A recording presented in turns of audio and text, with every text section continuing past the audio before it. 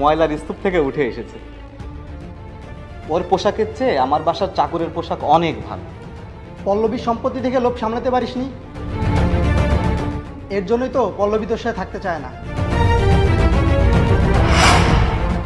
চুপ কর তোরা সব, ও আমার স্বামী, কোনো ঢোল নয় যে বাজাতেই থাকবি। দেখ তো কেমন মনটা খারাপ হয়ে গেছে।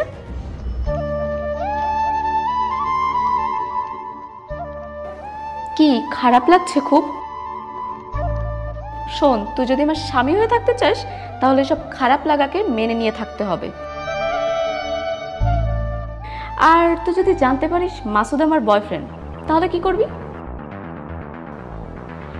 দেখো বেচারার মন খারাপ হয়ে গেছে।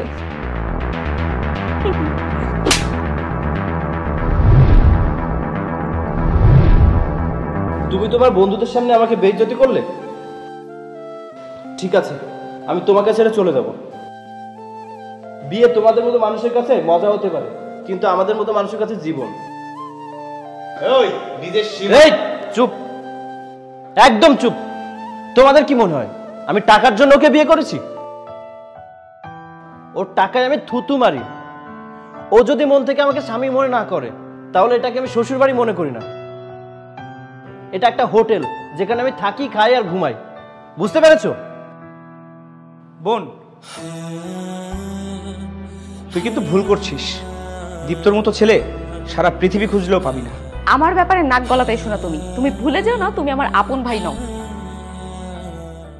আর শোন, তোর সাথে আমি 1 সেকেন্ডও থাকতে চাই না। তুই আমাকে ডিভোর্স দিয়ে দিবি। I want divorce right now. Divorce? ঠিক আছে, আমি তোমাকে ডিভোর্স দিয়ে দেবো, কিন্তু তার জন্য আমার একটা শর্ত তোমার মানতে হবে। রাজি? আমি কোনো শর্ত মানতে পারবো না। বেশ, তাহলে আমিও ডিভোর্স দেবো না। আচ্ছা ঠিক আছে, কি শর্ত?